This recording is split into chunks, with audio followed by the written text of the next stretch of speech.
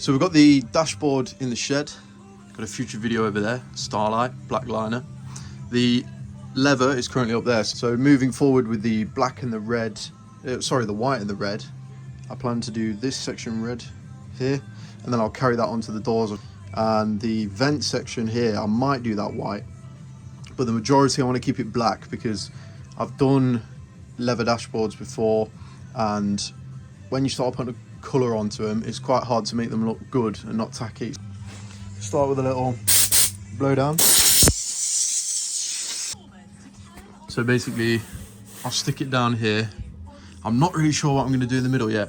I think I'll try and get a strip of some kind just to tidy that up, because I'm going to have to tuck it in there and cut it, which will obviously, in here it'll be okay, but along here there'll be a bit of an exposed edge, so a little bit awkward because of the sponge on the dashboard, but a few ratchet clips and this came straight out pretty much.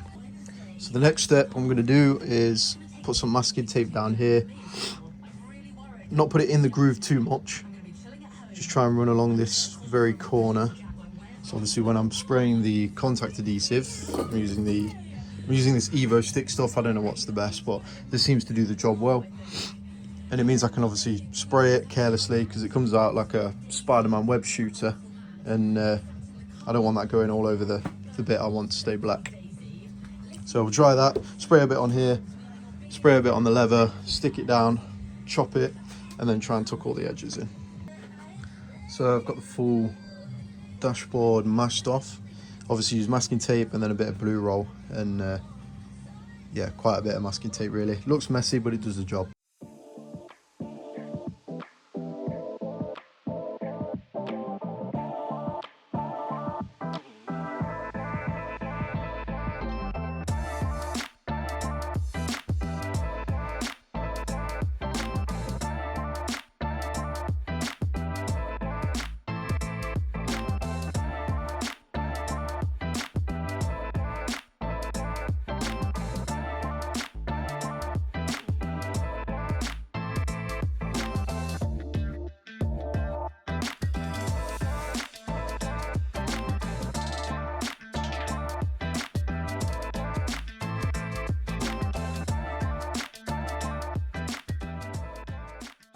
Is the main part of applying. I suppose tucking is probably just as important. One thing I wanted to mention is though, with the contact adhesive, cut a piece off, apply it to the back first, because a leather that I had used previously, when you sprayed the contact adhesive on the back, it started leaking through the front. So just make sure it's thick enough and it's not going to allow that moisture to come through. But all I need to do now, as you can see here, staple that in there. We'll have a nice clean edge. This bit I think is going to take a lot of work. That bit should be okay with a sharp knife. And then down here there's a little bit of a groove that I can follow, so I'll chop across there with a knife and then probably staple it into that groove. I don't want to do it one-handed, but just to give you an example, I'll pull this bit of leather down, force the gun into position, staple it there, and just do this a few times along the side. Keep in mind what faces are going to be hidden and where to put the staples. So this is what it kind of looks like once it's stapled. So I'll run a knife along this bit, cutting off the excess, but as you can see we've got this nice clean edge. You want the flat bits flat, and obviously the edge is nice and sharp. A few staples didn't go in too well. It just depends. Quite often with these, if you have to have it really pressed up against the surface to work properly. So if you have that, it doesn't matter, just do one next to it and then you can pull that out later, or you can hammer them in a little bit.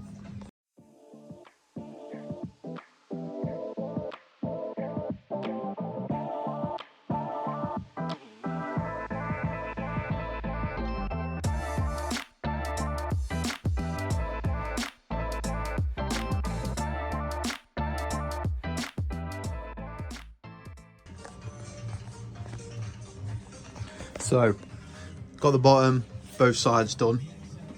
So now for me, this is the tricky bit. Not sure about this 100% yet, because this edge looks like it's going to be exposed. and then it kind of, the groove kind of finishes off here. So I think that will be much better off and a lot neater with some sort of end cap. But I've got the tricky bit of trying to get this lever down in this groove, so I can either contact adhesive it, or try and staple in there. And I think I'm going to try and staple in there and then just put something over the top.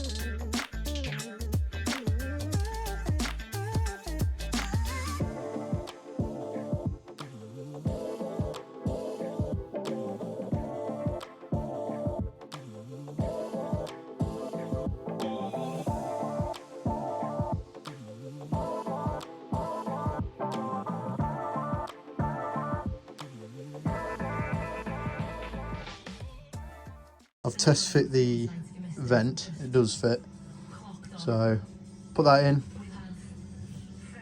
glue the rubber down here, and then I'll probably 3D print something for the end, make a nice little end cap.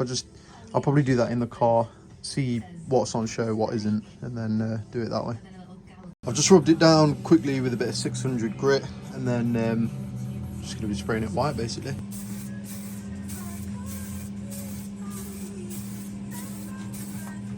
A couple of days later, got this dried, and this is turned up. So it's like a silicone tubing that I've measured up, and it's simply going to get glued in here to create a nice even divide all the way through. Here's the dashboard. I've got this fixed in now. It's just on one-way clips, so that pushes in, and then this is just laid in. I just wanted to see how it looks, and boom, I love it.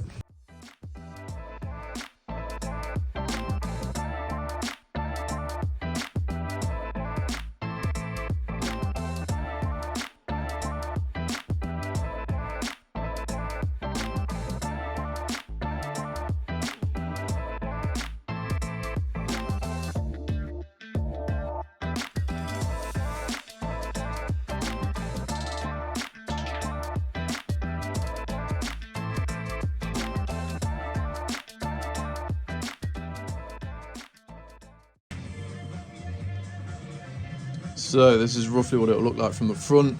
Obviously the dash will be angled a bit further down, and then I've just test fit an A-pillar cover. Yeah, I'm happy with how it looks. I think it looks really good. And then once I carry this theme throughout the rest of the car, I think it'll look perfect. And get them black as well.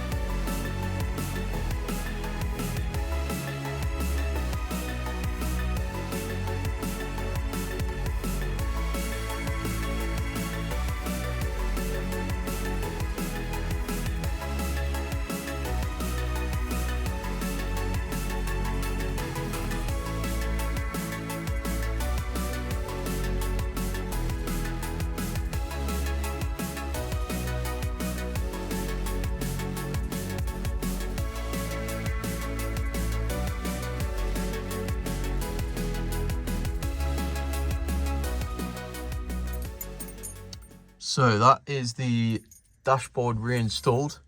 One thing I wanted to point out is this is a good position to have your car in before doing a dash swap. So most of the time you'll need the glove box out. Normally that's dead easy. Center console is normally easy. This car was an absolute nightmare. Few center bits as well, and then the columns around the steering wheel. So practice taking them bits off and taking the instrument cluster out, because you can normally get that out with the steering wheel in situ. And then basically you can drive around like this, and then simply, as you saw in the time lapse, there's just a few bits to take off, and you know, leave like 4 bolts in before you can take the dashboard out. So you're not trying to do it all in one day, and you can comfortably drive around like this, or I can at least. But yeah, I hope you enjoyed, and thanks for watching.